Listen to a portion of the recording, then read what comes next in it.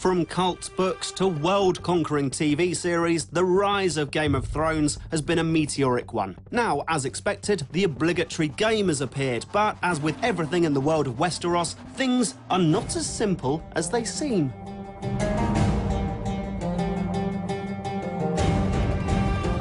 Game of Thrones may well be linked to the massively popular fantasy series, but with development of this title having predated the HBO series, its first reference is that of the books, A Song of Ice and Fire.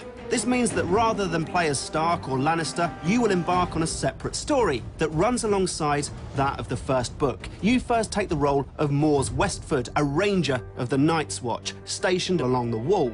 Your first mission is to hunt down a deserter, to which there is only one sentence: death. You then fill the shoes of Alistair Sardyke, a lord's son who chose to become a Red Priest instead of inherit his family title. After a 15 years absence from home, he is brought back by the death of his father. It's a sad tale, but at least he can still manipulate fire, like all Red Priests. These two aging warriors are a world away from the usual fresh-faced RPG heroes, giving Game of Thrones' story a unique feel. I knew that you were the one he'd send, Mors.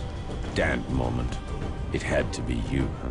Like most RPGs, the first thing you do is get to customize your character. Brilliant. All the usual suspects like class, skills, and weapon preferences are all crammed in there. But Game of Thrones has an ace up its sleeve. They've added an ingenious strengths and weaknesses section, which requires the player to pick a balance of skill-buffing strengths versus ability-limiting weaknesses. You can pick as many of either as you like, but you have to balance it by picking a counterpart, so don't go too crazy. This nifty feature definitely provokes some thought. I am Alistair Sarwyck, loyal servant to the Crown. Once you've wrapped up the character creation, it's time to see him in action. Unfortunately, the combat in the game is one of the weakest areas. For the most part, it feels clumsy, and the characters look like a team of 3-year-olds playing softball, swinging wildly at the air. There are some solid ideas in there, like the option to slow time and add different strike types to your list of upcoming moves, which leads to some tactical depth that some players will appreciate, but it's just not enough to make you want to find a fight.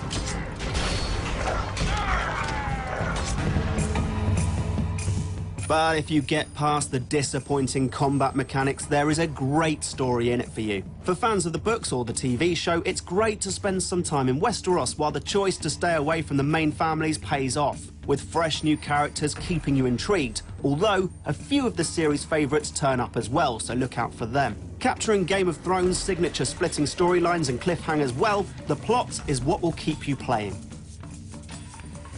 Patrick, is all well? These soldiers attacked me when I was leaving Sybil's place. But despite the great story behind the game, there is a small issue with its delivery. The voice acting deserves a special mention, and not because we like it. Either it was a last-minute rush to get actors to do the voice, or the developers just picked up people on the street and asked them to read what was on the paper in front of them. The delivery is sometimes so sloppy that you'll at times feel confused because you're not sure what emotion is being displayed. It's a real shame, as it often undermines the better story beats, and while a few character performances manage to rise above, the majority are disappointingly flat.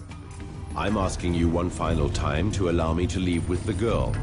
At its heart, Game of Thrones is an old-fashioned RPG, and that's where its strengths lie. There is depth to be found in its character progression, and you can expect to spend more time in conversation than you will in combat. With decisions to make and plots to unravel, the game still manages to draw you into its world.